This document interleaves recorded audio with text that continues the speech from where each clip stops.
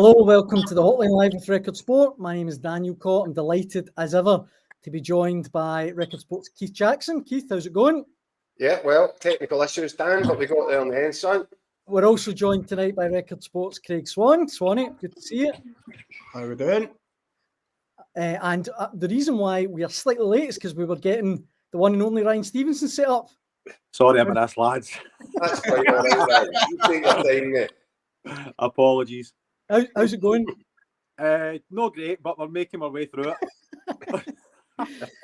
The good news for you, Steve, is it's not Jim Jeffries that's running this podcast that you've been in serious trouble. Mate, I'd be out the door, man. I'd be out the door quicker than what I come in. There'll certainly be a fine involved. That was his famous saying to me, "You'll be back at here quicker than what you came here." Well, look, Ryan, we're talking ahead of a massive game for Hearts, opening game of the Premiership season against Aberdeen. I don't even know what to say. I'm really excited for Hearts this season.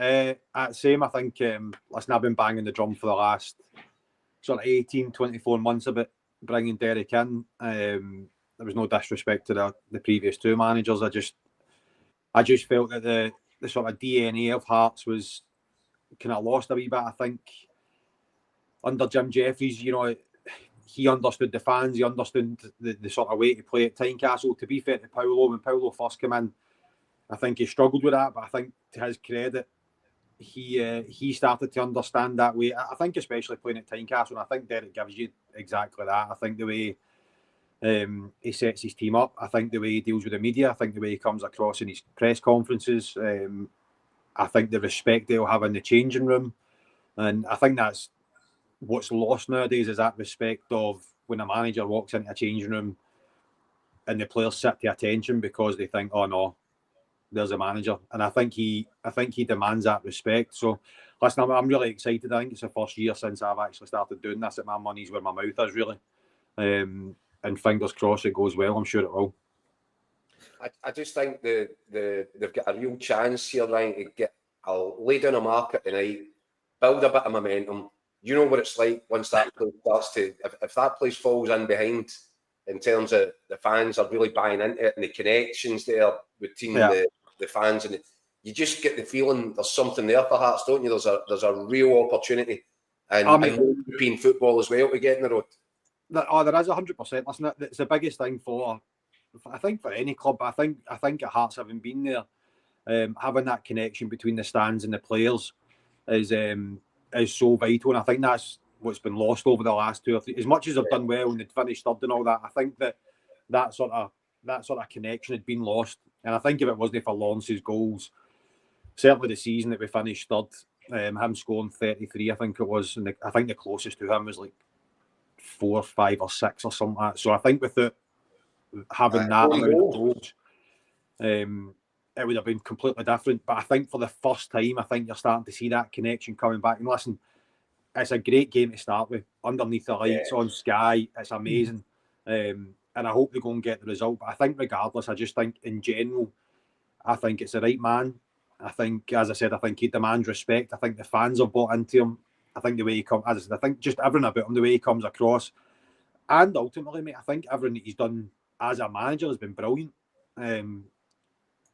Going on that bar a spell at Bristol City, which I don't really think he got the sack because he wasn't doing well. I think it was the circumstances. I think every club he's been at, Aberdeen are actually only probably starting to recover last year after losing him.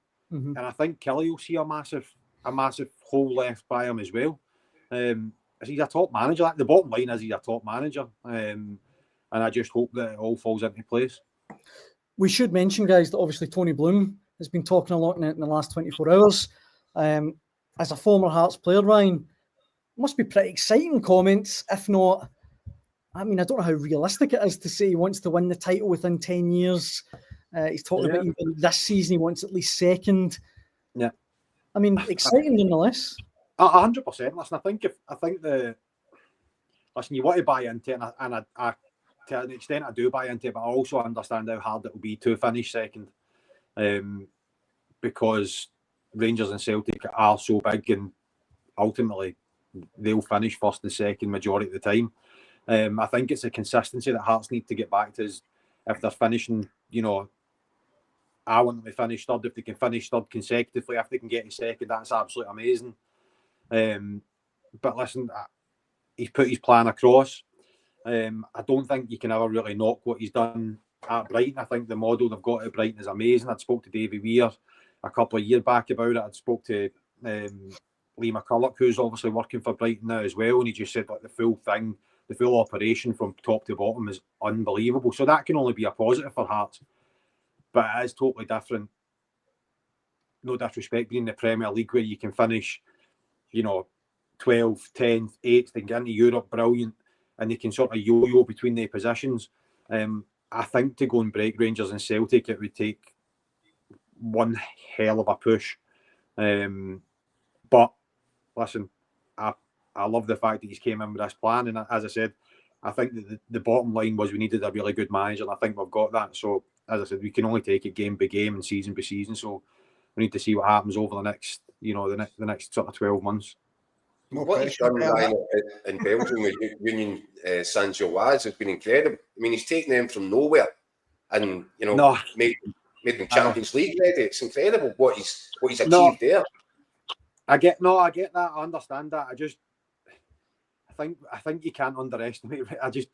The size of Rangers and Celtic are such big clubs, mate. I think obviously Rangers have had a bit of a wobble. I think what they've done in bringing in Russell, I think through time, if they stick with him, will be really, really good. I mean, I just think Celtic's model in general, on the park and off the park, you can't really argue at. They bring in players, they sell players, they make millions and millions of pounds of money and profit. Man, these are two giant clubs in world football. Never mind just in Scottish football. So, as I said, listen, I want Hearts. I would love Hearts to win the league. I would love Hearts to finish second regularly.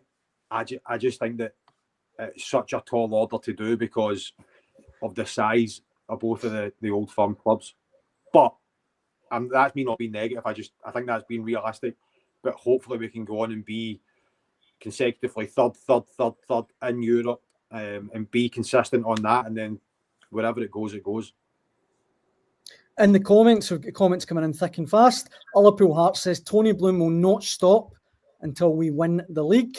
Hugh says Dave Cormack has put 3 times into Aberdeen than what Bloom has put into Hearts.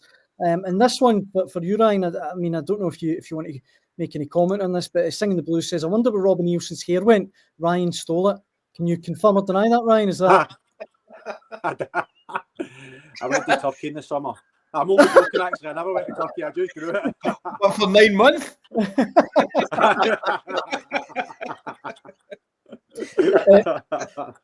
We've got plenty of comments like that, but a lot of guys asking for predictions tonight. What, about my Barnett? That was the only one about your Barnett. That was the only one. But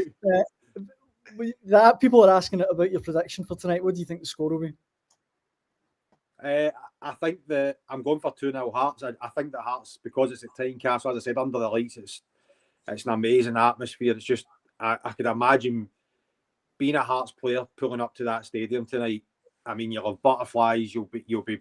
Oh man, I'd be raring to go. Even thinking about it, just that first. I think every year, Tam and that will probably be the same as like every year when you see the season started. As much as we're old and chubby now and we're past it, you still get that feeling where you just think, oh my God, I wish I could go back and just have that feeling of the first day.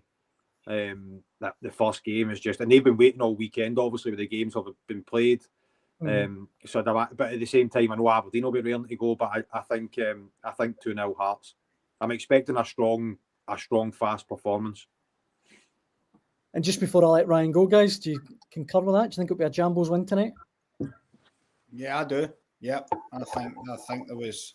Listen, the Premier Sports Cup games they were expected to win, but it was done in a manner, in a kind of ruthless manner. I know Derek had a say after one of the games, even though they won 4-0 or 4-1, he still wasn't happy with the level of performance, and that kind of tells you the standards that he sets. I tend to agree with Ryan on this one. I think Hearts will come out absolutely flying. I think the place will be buzzing. I think, Ryan's right about the realistic side of what Tony Bloom said, but at the same time, that is going to rev supporters up when they see that. They'll be turning up there tonight believing that and charging into this game. I can see Hearts flying out the blocks and winning this quite comfortably tonight. Yeah. I think Aberdeen will give them a good game, Swanee, to be fair. And you saw what Aberdeen are capable of last season. I think they'll improve again this season under Jimmy Telling. But I don't. Well, there's probably a couple of places they could have picked that might be slightly worse than going to Tynecastle on the opening day, but not that many. Not having a competitive game, I don't think helps them, Keith. Yeah, and yeah, totally. I think Hearts will win it. I think they'll win it 2-1. But I think Aberdeen will make a contest of it. But I'm just looking forward to it because this game in itself, this fixture, the fact that it's Aberdeen coming in on the back of winning the Scottish Cup last season, the fact that Hearts are flying, they've got their new manager, they've got investment. It feels good, doesn't it? It gives a proper big game in Scottish football. It's what it should be. Exactly. Exactly. Yeah. Well, look, hopefully it's a cracker. Ryan, thank you so much for joining us on Hotline Live. We really appreciate it. And I hope it is an absolute cracker for you. Cheers, mate. See you later. Cheers, Ryan. Thanks, Ryan. See you, mate. Cheers, guys. The one and only Ryan Stevenson there, guys. Plenty of comments coming in all the time. If you want to get involved in the conversation, please do so, and we'll try and read them out. Predictions coming in. This one from Mark says, you think whoever loses tonight will be buried by their manager? I dare say we might come to Russell Martin's comments a little bit later on because he's been speaking tonight. But before that, Keith, European draws for today. Yeah, some interesting ones, difficult ones. Celtic obviously have been drawn against Kairat Almaty or Slovan Bratislava, who they faced last season. If you're a Celtic fan, look, no game's going to be easy, but you can almost handpick that. Well, look, the Slovan Bratislava was almost a handpick in the group stages or the league stages last season. Perfect in terms of setting Celtic up to get some points on the board and getting a roll. If it's Bratislava, Celtic can be really confident. And it would also help in terms of just the logistics because I don't think that you want to be travelling to Kazakhstan. You know, I think that second leg is away from home and the first Old Firm derby of the season is just a couple of days after it. So that would be far from ideal. I think Celtic will be keeping their fingers crossed for a number of reasons that Slovan Bratislava get through that tag. I did that journey twice, Keith. Twice. Once. In luxury, Swanee. Celtic played Shakhtar Karagandhi under Neil Lennon, and then the first time they played Astana under Brendan Rodgers. It is quite the hike, and it's quite a journey to undertake before a Celtic Rangers game on the Sunday. So yeah, I would agree with that completely. That Slovan Bratislava will probably be the slightly tougher in terms of opposition, you would guess. But, did you not fly there in some style, though, Swanee? Sorry? Did you not travel there in some style? There was a great story that it was the plane U2's plane or something like that. It was a bizarre one. That was really odd, yeah. Or somebody famous, Madonna or something. I don't know. Celtic had the flight anyway. It was great. Rangers got a much less favourable draw. If they get past Victoria Pilsen, who play first leg tomorrow night, they'll come up against either Club Brugge or Salzburg. That's a really tough draw, Keith. That's a stinker for Rangers. But we have said, and I know that Rangers will look at this differently. I know that Andrew Kavanagh will be looking at access to the Champions League and the untold riches that comes with that. But in purely football terms, I think it wouldn't be a disaster for Rangers to be playing Europa League this season. And they've secured that already by taking care of business against Panathinaikos. Look, you're never going to turn your nose up at the amount of money that you can earn in the Champions League. Just in terms of being competitive on the pitch, I think one step at a time. I don't think a campaign of Europa League football would be necessarily a bad thing for Rangers this season. William makes a good point in the comments section. He says, don't teams have the option to cancel a league fixture if affected by a Euro tie? I mean, in theory, could Celtic go, listen, we've got this crucial Champions League tie in Kazakhstan. Can we put off the Old Firm game? No. I don't think that'll be happening, Daniel. Yeah. Games at Ibrox, it's live on Sky. Yeah, that's great. That's pretty I mean, I knew as I was saying it was an ambitious shout, but I just wondered what the rules were. Yeah. I'd like to see the look in Neil Doncaster's face when somebody suggests it. Yeah, I mean, I think even the prospect of getting a domestic game cancelled prior to a European tie is hard enough. Never mind getting one cancelled after it. The other European draws today, Dundee United obviously involved. They're obviously playing Rapid Vienna. If they get by them, they'll face one of AEK Stockholm or FC Győr of Hungary. And the other one, of course, actually, I was going to say Hibs, but Aberdeen could face Steaua Bucharest in their playoff for the Europa League. And Hibs are being drawn against, if I can find it, they will play, if they get by, FK Partizan, FK Lanica or Legia Warsaw. So, I mean, really, really tricky. We want 4 teams in the group stages, but it's going to be really hard. It's been notoriously tough for the teams outside Glasgow to try and get through the final, the kind of playoff tie. We've seen it all the way through. Ryan Stevenson was talking earlier about Derek McInnes' successes at Aberdeen, and that was just always unable to get through. Now, thankfully, the clubs, there is a parachute. Aberdeen, for example, if they don't get through, will get the group stages in the Conference League with the additional competition. But I'm struggling. I think I'm right in saying no one's got through the playoff in their respective competition since they came in. Is that right? I think you're right, yeah. I think you're right. The group stages have come in the Conference League from parachuting down, from failing to make it through the Europa League play. It's just difficult. Scottish teams don't get seeded. You're always you need a bit, a bingo tie, a real 2-legged masterclass and just to try and get through it, to break the mold or to break the cycle, to try and then get the coefficient up, and to get a result like that is very, very difficult. I mean, you look at it and you say, well, could Hibs beat Larnaca? Yes, but are they going to get to play Larnaca? Probably not. It's probably going to be close on it. So it's just tough. It's tough for them. Listen, fingers crossed for them all. It would be fantastic. I think Dundee United would obviously rate, without being disrespectful, they're going to be the longest shot in the 3 outside the Glasgow team, surely. Yeah. Because they get Rapid Vienna in this round. Yeah. I just mean all the way through. Yeah, for them to even get beyond this time is going to be very, very difficult. So they're the obvious long shot. Aberdeen have only got one double header to get through, but that's going to be tough, as I say. Likely to be Romania, you would have thought. Not impossible for Aberdeen, that one, Swanee. Not impossible. No, not impossible. That's actually the type of game that you're thinking, roundabout right.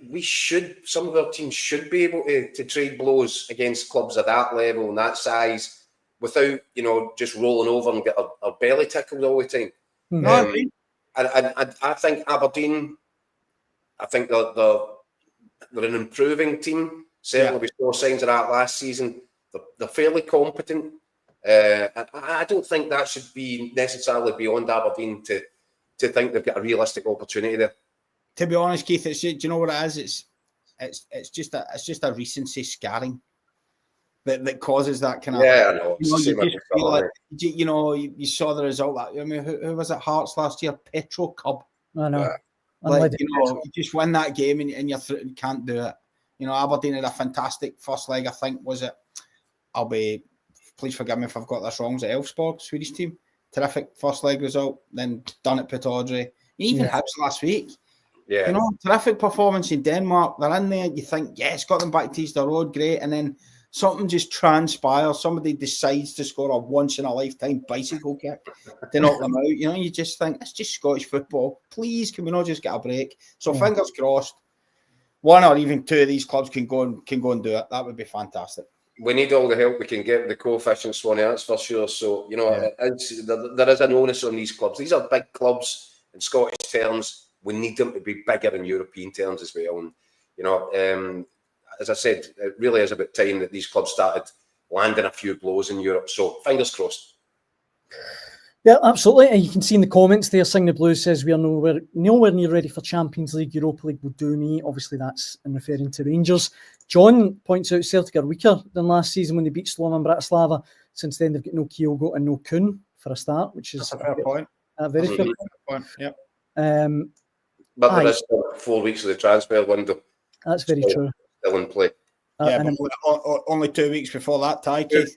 2 weeks before the squad gets submitted, Swanee. So you're right. And it's impossible to discuss Celtic right now without, you know, that it's not even the elephant in the room anymore. We know that they're weaker, and they've got a manager here who I think is trying pretty hard to kind of maintain his composure and stay cool. But with each passing day, the need and the urgency for Celtic to deliver the kind of quality that he's demanding from the board, it becomes more urgent and more pressing. So yeah, absolutely, that's a really big point, Swanee. They've got 2 weeks left to satisfy the ambitions of the manager, and if they don't do that and they leave him going into a gunfight holding a water pistol, then I think there'll be inevitable consequences. Yeah, no, I don't think anyone will disagree with you. Russell Martin, of course, has been speaking today ahead of the Victoria Pilsen game tomorrow night.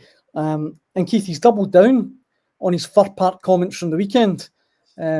Some might have thought that maybe he'd kind of back down a little bit, maybe rein it in. But no, by all accounts, he's fairly certain in what he thinks. I watched it just before we come on, Daniel.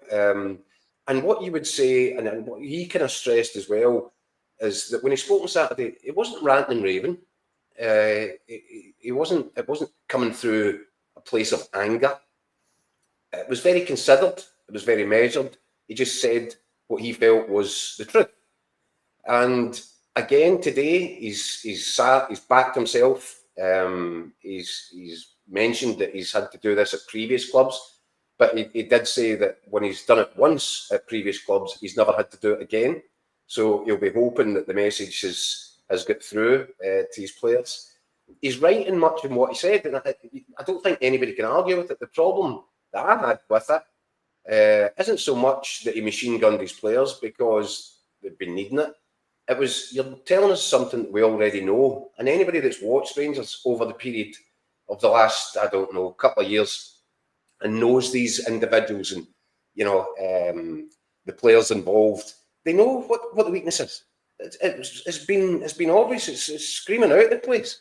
So there's nothing new there. And just what I wonder, I think there's a bigger conversation, and that's what I wrote in my column today, Daniel. I think the big conversation, and maybe Russell Martin's been quite cute, because we all know these guys have got a mentality problem, right? So he comes out and he says it, and everybody talks about it again, right? Nobody's really talking about Russell Martin's system, his tactics, whether it works. So there's a bit of a diversionary tactic in there for me, Dan, because if we're not talking about Russell Martin having a go at his players for being weak mentally, we're probably looking at the system more. People are probably poking holes in the formation and the setup. And I think there's a lot to be confused about in terms of what Rangers are trying to look like. Having watched the 3 games so far this season, I'm seeing inconsistencies, and I'm seeing big holes in the middle of the pitch where you need to try and dominate. And I can only guess, well, you have to assume that this is managerial instruction, and it doesn't look good. And I think there'd be more of a debate about that over the last 48 hours had Russell Martin not come out and said what he said about the players. What did you make of his comments, Swanee? I agree with a lot of what Keith said. I think there's 2 key points around what Keith said as well. I think that if any player or if players see through that, as in what Keith suggested, it's almost like a diversionary tactic and throw us under the bus to cover up what you've selected, they won't go with him. Mm-hmm. We know that from the modern footballer. This isn't 10, 15 years ago, and I know I'm being maybe unfair and bracketing all footballers together, but you know as well as I do, there's 29 days of this window to go. There'll be guys on the 40 agents going, get me out of here. If I'm one of these guys, get me out of here. And you know what? Maybe Russell Martin is looking for that. Maybe he wants more changes. Maybe there's not going to be as many changes. Maybe he didn't think he was going to be able to have as big a turnover and get as many of these guys out the door as he wanted. And this is some way I kind of sparking it. Because to me, it was a very unusual thing to do on night one. I've listened to all the boys on Hotline Live since it happened. I listened to Scott last night, and he was basically saying, he kind of got it, call them out right away. There's no point in trying to hang on to this. I understood that point of it. I understand what Keith's saying as well. But it's a dangerous game. If you're going to have these boys on board If you don't think there's going to be a lot of changes made before the end of this month, that's game one, and you filleted them. How long are they going to stay with you? If you're going to have them with you all the way through for the next 6 months till you get to January, that's a dangerous game. It's a dangerous game. And to me, it just felt as though I need more changes here. I need more turnover. I need some guys out. I need some fresh guys in. And it was almost like there's 4 weeks to go. I need to make this happen. I could be talking utter rubbish, but I just thought on night one, I spoke to a couple of guys about it today. Had Russell Martin come out after night one, it was a terrible performance. Let's not dress that up. It was the second half was woeful from Rangers. Woeful. And there was square pegs and round holes. I think we all saw that. Had Russell Martin come out after the game and said, I'm no longer in the door. It's the first league game. Did not go the way I wanted. That's not what I expect from a Rangers team. You've got to run a wee bit harder than that. We were outdone. We got away with getting a point there. I expect better, and we will get better. I think most fans would have went, well, all right, that wasn't great, but it's night one. It's first game. He could have peddled that stance, that chat, and most people would have went, right, okay, but we need to see better in the future. I was really shocked that he did it on night one. I'm opposite from Scott. I was quite shocked that he was quite strong, or as strong, which leads me to believe what I've said. I think there must be something else in this, as in he wants more changes. He wants more turnover before the end of this window. What's going to be really interesting then, Swanee, and you might well have a point in that theory, but what's going to be really interesting is to see what your starting 11 looks like tomorrow night, because you cannot justify taking the position that he took on Saturday night and then send out the same 11. Because you're basically saying you guys weren't trying, but go and try harder tonight. You can't make the accusation that these guys are lacking in professionalism, hunger, desire, whatever the basics are. You can't make that accusation in public and then send out the same 11. Unless, am I right in saying, you said you watched it, Keith? I'm pretty sure I picked up the quote where he said the players understood where I was coming from and they've taken it on board and I got the response. Is that they get out to pick the team again tomorrow? Basically said, I've called you out, they've come to me and they've went, right, okay, Gaffer, you were bang on. It could be. It could all be motivational mind games, Swanee. But yeah, I did listen to his press conference today, and he did say, look, if people are left out of the team, it doesn't mean it's the end for them here. That sounded to me as if he'd already made up his mind that there will be 2 or 3 casualties at least. Yeah. But, does he have that many options available to him? I don't know. No, I don't think so. And it's very difficult, Keith, because I think you boys touched on it last night. I think you and Scott both mentioned it. That I think it was maybe 6 or 7 or 8 of the guys who'd been there sort of 18 months, 2 years. They've been in this cycle of mediocrity at times. And we only need to look at our own columnist. How many times did Barry Ferguson have to call this out? Without response. I heard Barry do exactly the same as what Russell Martin's done. Come out and be straight as a die after the game, and in the next press conference for the next game saying, I've got the response I wanted in training. I think they've listened to me. And lo and behold, they went out and did the same thing again. And you wonder if Russell Martin's already thinking, oh, right, okay. The messaging over some players here. The messaging is very similar, Swanee, because I think from day one with Barry Ferguson, he used a phrase which was, it's not enough to be a talented football player to make it, wearing a Rangers shirt. That's being talented isn't going to be enough for you. There's other qualities required. And that's effectively what Russell Martin's been talking about for the last couple of days now, that, they've all got to this point in their career. They've got to move to Rangers. They're there. They'll be well paid for it. But if they actually want to be a successful Rangers player, they're going to have to dig deep and find that extra, whether it's resolve, grit, desire, hunger, all the things that Barry Ferguson was trying to get out of that squad last season. And I think he got, to an extent, he got a lot more than the previous manager was getting, but not enough. And that's why there were hiccups along the way, because this is a group of players that cannot be trusted. And, if Russell Martin feels, and you might well be right, Swanee, that by coming out, saying what he said, that agents are phoned and conversations start taking place that might expedite a few moves out the club, then you might be right, Swanee. That might be what he's trying to achieve, a bit of a disruption tactic. Yeah, and I think you guys touched on it at length last night. I mean, you look at just to bring them into the conversation, you look at the Stephen Robinson St Mirren players every time, they're the polar opposite. They bring the absolute maximum out of their ability by a willingness to drop, run, throw themselves in front of everything. It doesn't necessarily, getting your hands dirty isn't an admission of, well, I'm not a very good player, so I'm just going to try harder because I have to. They're not mutually exclusive. No. The Pep Guardiola's Barcelona team, the best team we ever saw, were one of the hardest workers. Whenever they lost the ball, they hunted like absolute menaces to get the ball back. Yeah. That was the template that was always put forward. The harder you work, the better you are. Rangers players are not good enough to jog around Fir Park. No. They aren't good enough. They've got talent, but they're not good enough to get away with that. And it was shown up blatantly on Saturday night. Again, Swanee, the measuring stick in this part of the world is always one against the other, isn't it? And you look at the work ethic of the Celtic players, you look at Callum McGregor and the ethos that has been laid out and rolled out, and it's got seeped into the fabric at Lennoxtown. They're there to work. And anybody that's not prepared to work, with the possible exception of Adam Ida, doesn't get in the starting lineup. And that's a culture. It's ingrained, and I think you're absolutely right. There's a few guys in that Rangers team, and have been over a period of time, that just think they can swan about, and they're not going to win anything. They're not going to achieve anything in their careers if that attitude remains. And so, in that regard, Russell Martin is right to try what Barry Ferguson tried before and see if he can get something more out of these guys, but. The messaging seems to fall on deaf ears too many times, doesn't it? And on your Celtic point, I mean, nobody could have criticised Kyogo for swaggering about the way he was playing.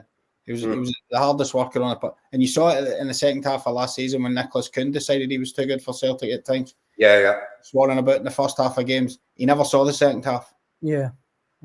So you just don't get away with it, and you're out, and that's it. You're out, and that's exactly to your point, Keith. It's just not tolerated.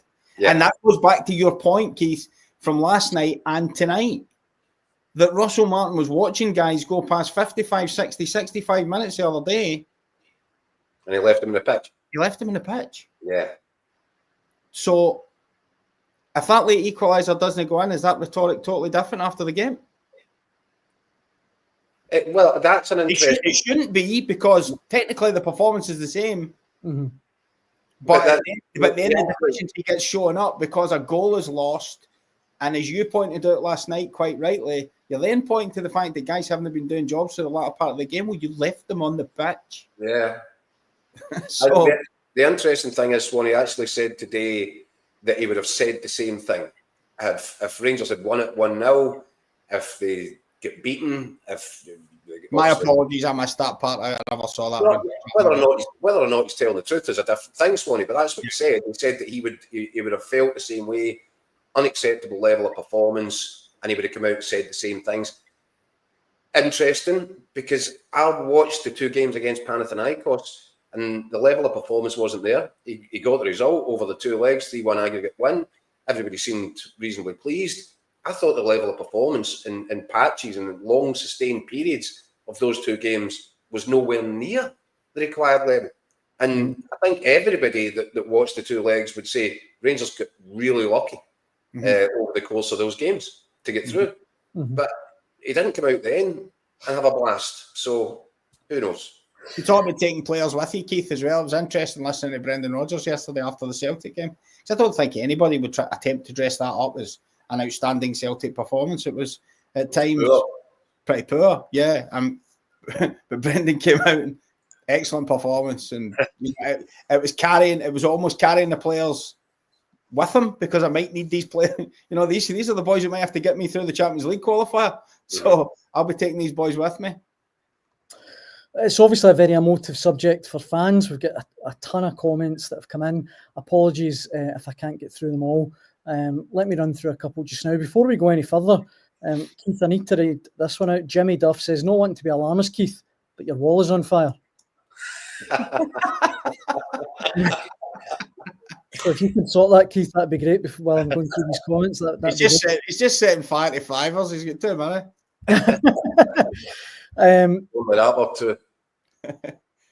Let's have a look. Mark says if he's to believe, there must be 5 or 6 changes to the side tomorrow night. Luke says he was right to tell those that are clearly slacking. Too many think they're bigger than the club. Scott says Rangers captain needs dropped along with Diamandi, Danilo and Dowell. Veracity says Rangers' problem is their captain, who's always been there through the losing years. He's not a leader of men, always looks in the huff with no real character. Luke says as well, it must be written into James Tavernier's contract to be Rangers captain. And just to finish, this one here, let me just see. Mark again saying, Keith, what has the captain done to deserve his place? Stundy's conned another manager. Sean says, Keith said a few weeks back things would get worse before they get better. Is this the type of worse he envisaged? Yeah, exactly this. Because there's so much change. I think Russell Martin said today, sometimes a lot of change, often change can be messy. And that's where Rangers are right now. They're messy. The performance at Motherwell was a mess. And he's really up against it in terms of trying to make the changes that are required for personnel and also make the changes that he wants to see on the pitch in terms of playing style.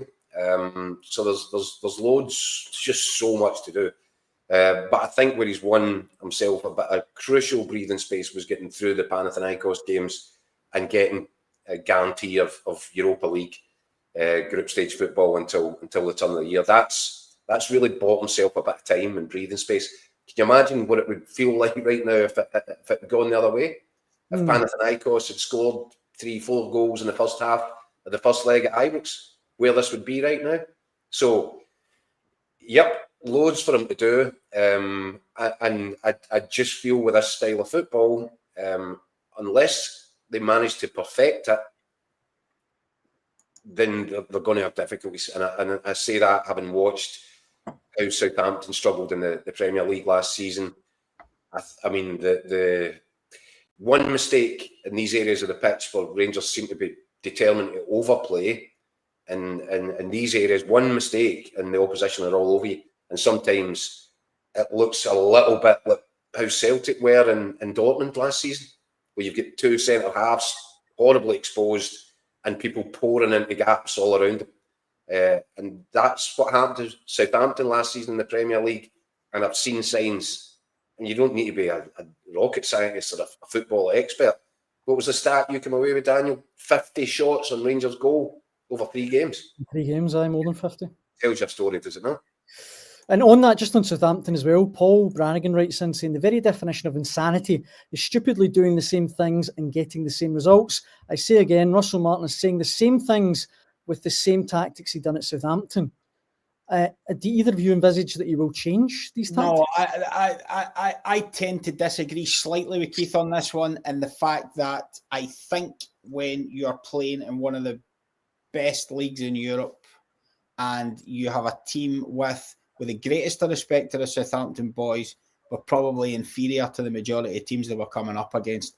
If your 2 centre-halves are trying to play out against Mo Salah or Luis Diaz or Erling Haaland and you're pocket picked, you're going to get punished and you're going to lose a goal. Yeah, I think the majority of the times in the Scottish League, again, with the greatest of respect, how often will Rangers be punished when their pockets are picked? Maybe it will be more than I think it might be, but I tend to think that if he gets the right players in, or he gets the guys that are in there just now doing what he wants them to do, they should be able to dominate possession enough to then take control of games. That would be my reading of it. But he has to get it right. You can't play that way and not do it properly, because I think we get away with it a bit more in the Scottish League. I think a Southampton manager, he got picked off by Arsenal and things like that. Aston Villa, Ollie Watkins and guys like that pick your pocket, scoring goals. That's not going to happen with the greatest of respect, probably at Kelly or, at Dundee. You'll get away with it. I think if they get it right, I think that possession-based domination of the ball will probably get Rangers majority results against most teams. Where I then think it might fall down is against the likes of Celtic. They need. When they didn't play that, they played a different way last year. Where it was a bit more direct and got about it a bit more. It caused Celtic problems, but it didn't have the subtlety to break down some of the other teams. That's kind of what that's the point I'm trying to make. If that came across properly, I'm not sure if it did. No, it did. But the point being, Swanee, to make it work, it needs to be almost pitch perfect, doesn't it? Yeah, it does. Yes, it does. And they're a long way away from that right now. Yeah. And also, there's been this comparison because Ange Postecoglou came in and totally revolutionised the way Celtic went about their business as a team. I don't know if it's a lazy comparison, but the comparison exists nonetheless.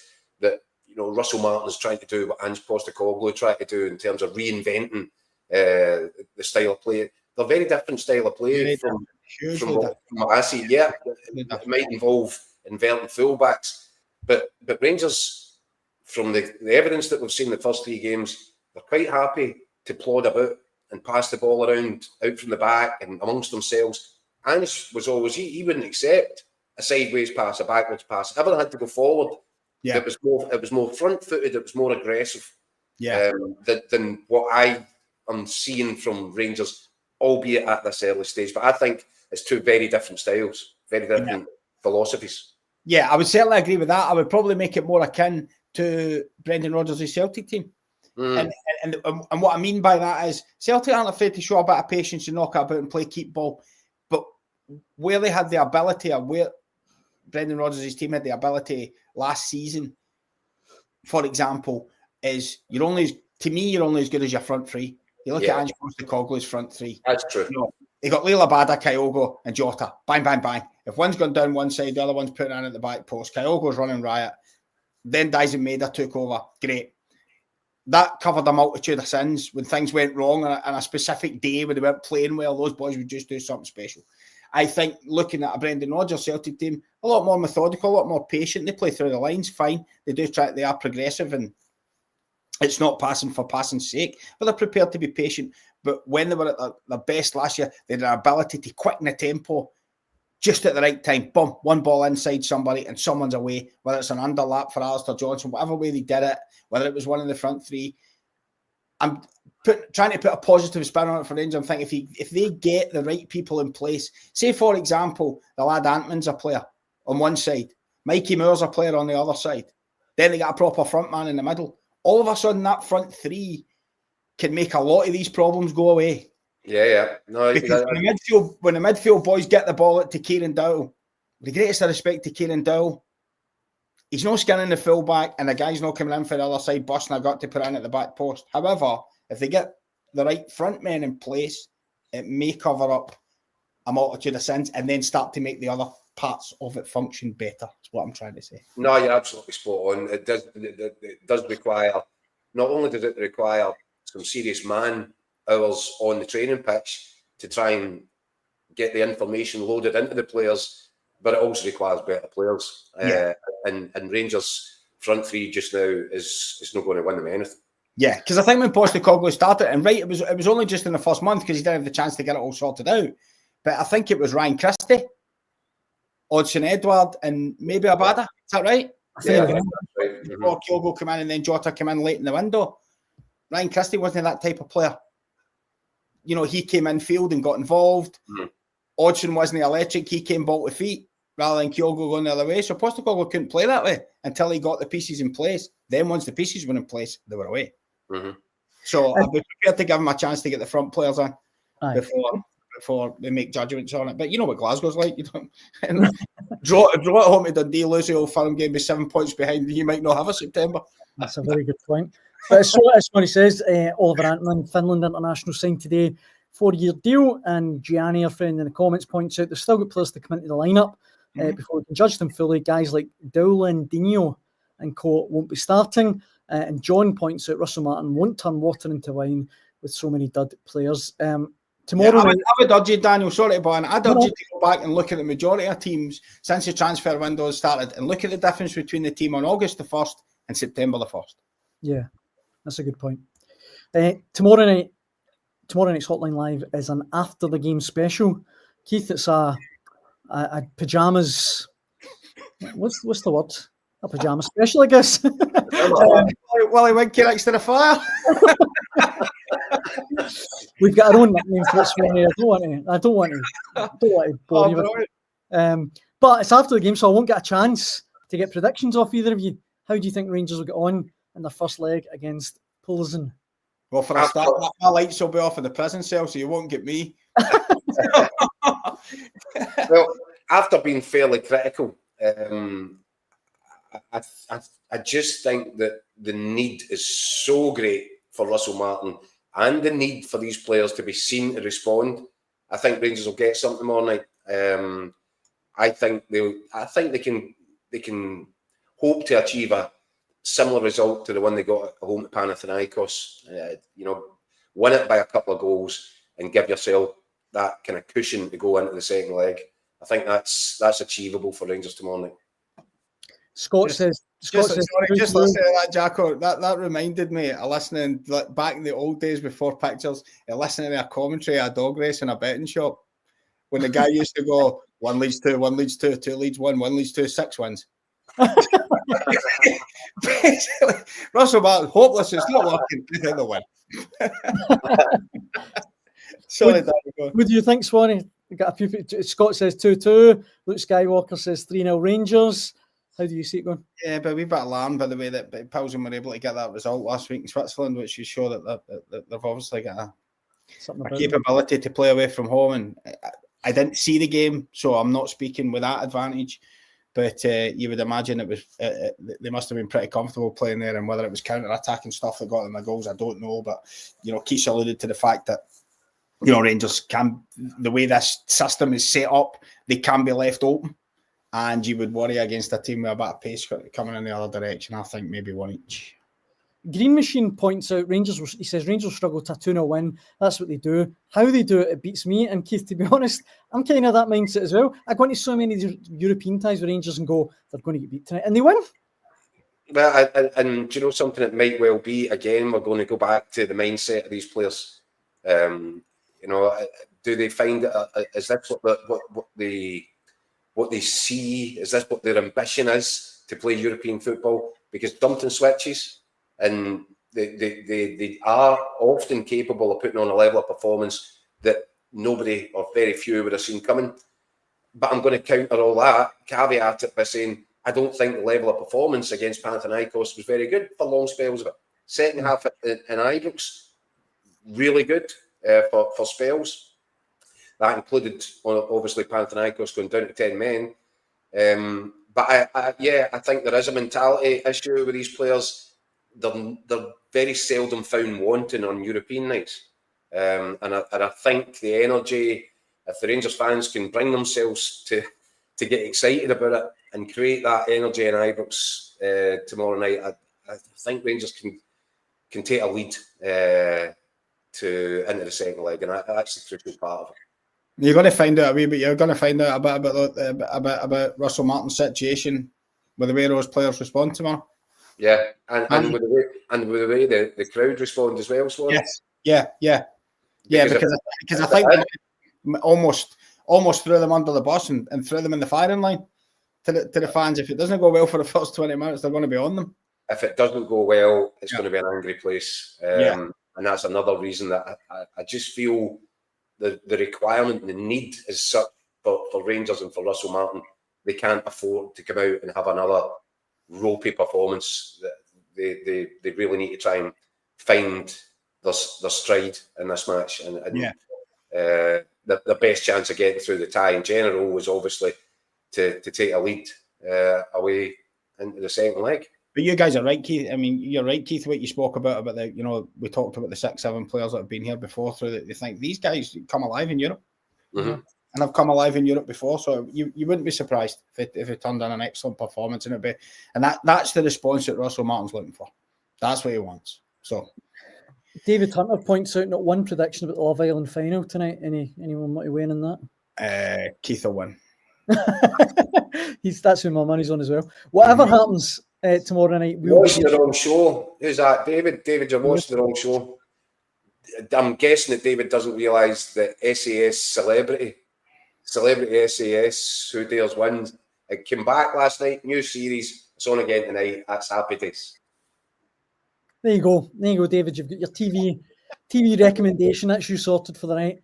But whatever happens tomorrow night in the Rangers game, we'll be there to cover it. We'll be back at a later time of 10 p.m. tomorrow night.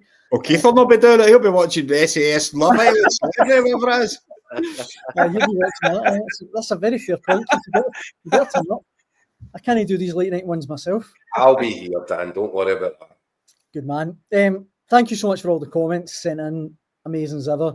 We really appreciate it. If you want to get involved in the conversation, you can do so after the game tomorrow night at 10 p.m. Swanee, Keith, it's always a pleasure. Cheers, guys. Cheers, boys. And thank you for watching at home. Cheers.